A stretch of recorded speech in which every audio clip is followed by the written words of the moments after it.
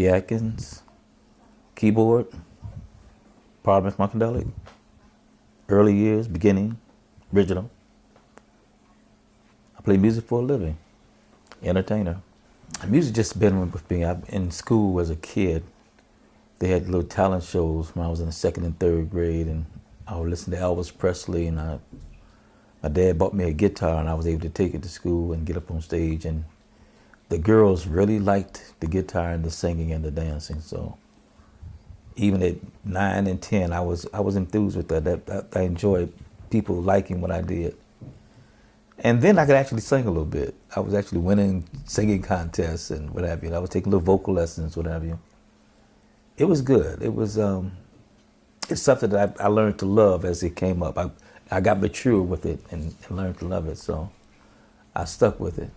And the guitar was my instrument. I loved the guitar. Then one day my dad played the piano and my mother played the piano. They both played very well.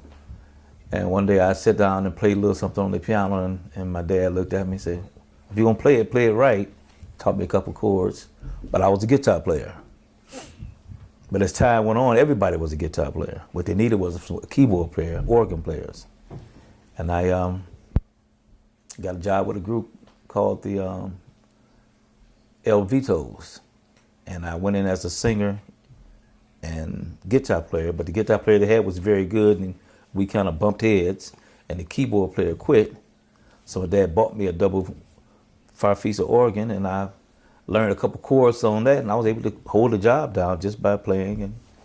And I played this guitar for a week, and I played the keyboard for a day, and then it flipped. The guitar was kind of out completely, and I'm playing keyboard every day.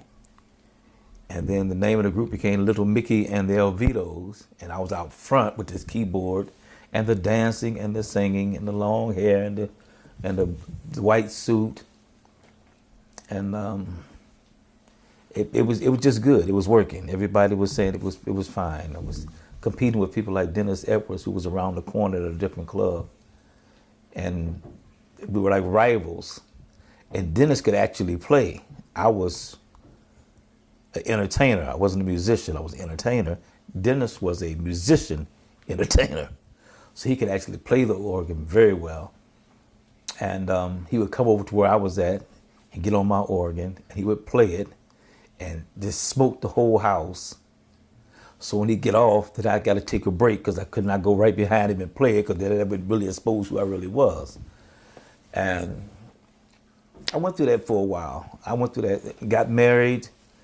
And when I got married, I got a little more responsible, started taking bigger gigs. And James Brown came out with this thing called Give the Drummer Some. And everybody's giving the drummer some. These drummers are smoking, they're having a wonderful time playing these beats, and they're getting funky and what have you. And we did this thing up in Lansing, and the announcer just come out the clear sky, give the organ player some. That's never been said with me on stage anyway. And everybody stopped, and all I could do was just dee, dee, dee, dee, dee, dee, dee, with one finger, because I knew nothing else to do. And I saw my wife get up and walk out. And she had her hands like this here. She was really embarrassed. And everybody looking at me like, come on, man, come on. But I couldn't come on. This was all I could do. And I finished that gig, and I went to the woodshed and started learning how to play a little bit. I learned how to solo a little bit. I learned a little something about the organ and keyboards, because that was so embarrassing to me that everybody, and the next time they said something about give the drummer some, and usually it was me singing because I was the lead singer, I would say, and I'm gonna take a little bit for myself, and I would play a little something. I wouldn't play very long. I wasn't very good, but I did it enough that I could get that thing that he can't play off me. And I got it off, and it worked that way. You know, my life never stopped being a Funkadelic. That's what I call myself, cleaning up, fix up a lot of things, but the basic the basis of a Funkadelic, the way I really knew it, was like free your mind, your eyes will follow. And that's the real thing. That's something that George did come up with, but it was something I basically tried to live by. I kind of kept things straight up. Be honest about it. Even I told my son, I got a 7-year-old son, And I tell him all the time, tell the truth about it, even if you get in trouble. Take the weight and get over and go on to the next phase. Because it's not as bad. So, and Funkadelic, I mean, that's what this is basically about. You talk because I was a Funkadelic. Beginning Funkadelic, yeah, we loved each other. We played music 24/7. We never rehearsed. There was no such thing as rehearsal. When I met George Clinton, I didn't rehearse with him. I met him and played for him.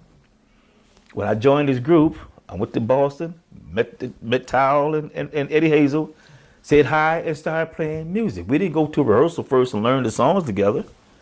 That's not what happened. That wasn't what the group was about. That's not what our music was about. It wasn't a rehearsed situation. We went into the studio. We didn't go in the studio after 3 or 4 hours of rehearsal. We went in the studio, turned the recording on, and they started playing. And then they started snipping and dipping and blipping and whatever they do. You know, we just played and played. Then sometimes George would stop and say, give me this type of sound, or give me something slow, or give me something faster. But that's what our music was about. And that's what, you know, and when it took off, we were still the same. When it changed, we didn't have to. When the music did like this, took a shot, we kept doing what we did. The only problem with it is, in progress, a new thing came in called drugs. You know, and drugs come in and it messes everybody up. When drugs came in, we got aware of it, started liking what it did. We thought we liked what it did. And then somebody said that you sound better, you play better when you're on drugs, which is the most ridiculous thing in the world. That to me is so, I mean, I guess because I'm old. I knew Testify. I didn't play on Testify. Testify was already out when I met them. I played them when we re-recorded Testify. I played on that. But Testify was their hit. And I'm playing for Betty LaVette. And on Betty LaVette's show, I sung Testify. So we're doing the TV program, Betty LaVette. Parliament's there. Their band don't show up. Band didn't show. And they asked Betty, can I talk to your band about playing for us? And Betty said, sure. We said, fine, no problem. We want to Testify. Okay, what key? We do it in B. I hate B. I do it in C. So I told the guys, I said, okay, B, C. You know, my key. But we did it, and it came out great. It came out really good. They said we're doing 2 songs, we only did 1. And came out great. And George approached me, asked me, said, how about you guys going to Boston with us? I said, sure. Without even asking anybody, I said, sure. So the drummer was Zachary Slater. Said, fine. Don and Billy Hatchett, 2 brothers, the bass player and guitar player, their mother said no. I must have just turned, I was either 17, just turned 18. We were kids. And Don and Billy's mother said no, they couldn't go. But I still want to go. George said, well, okay, I will still take you. Still take Zachary. I'll get a bass player and a guitar player that know our music from my hometown. Fine. And we wound up jumping in a car. Now we're in a car, a convertible Oldsmobile with the manager. It was the manager. I took 2 girls with me. I was a womanizer then. The manager, the 2 girls, Zachary, Grady. It's about 8 people in the car. We was actually riding, sitting on laps, you know, and stuffed in this car. And we go to Boston.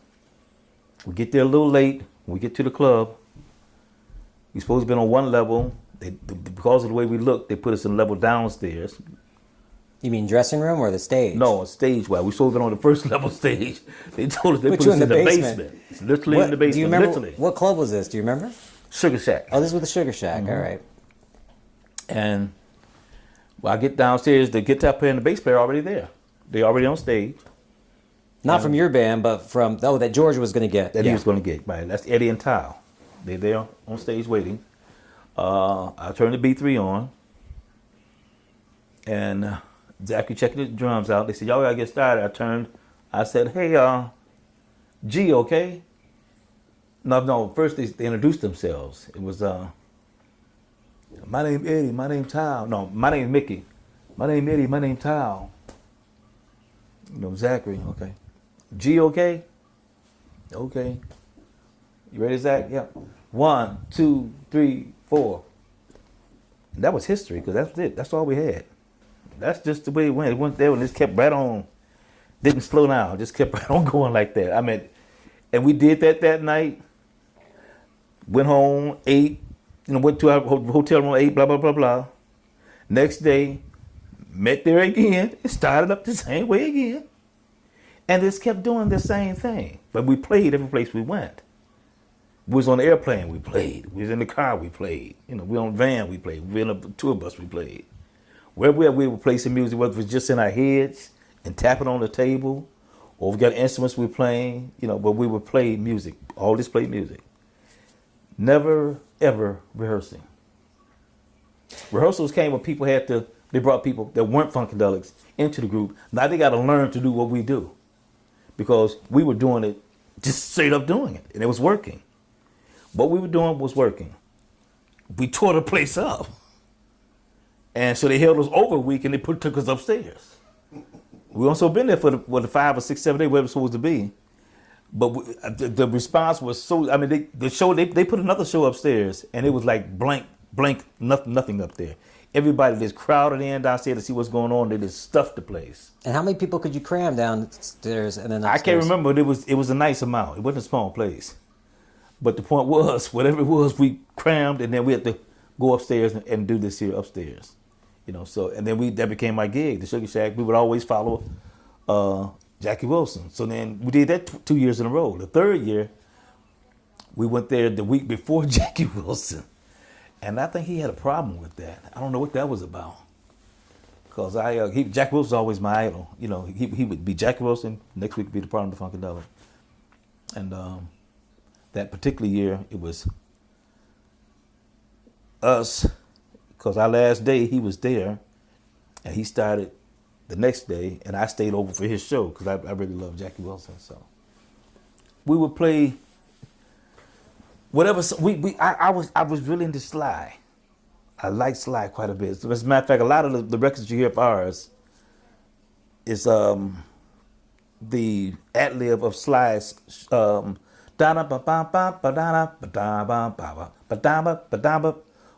the ad-lib of that is a lot of the records you hear that we do.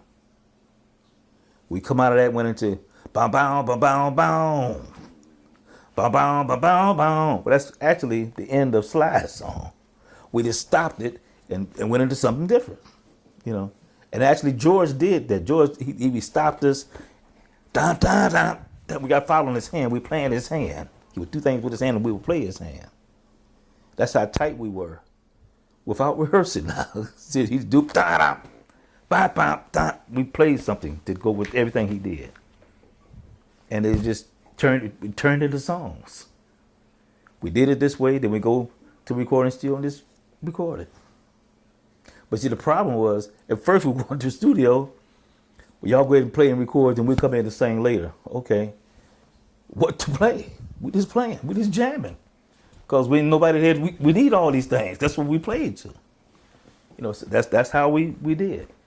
See, when I left and Bernie Worrel came, I mean, they took the music to a different degree. I'm not going to pretend like he did. His musicianship is just tremendous, and he did what he can do. I could never have taken him there probably. Well, it took me a long time. I'd probably have to get with him a couple years first.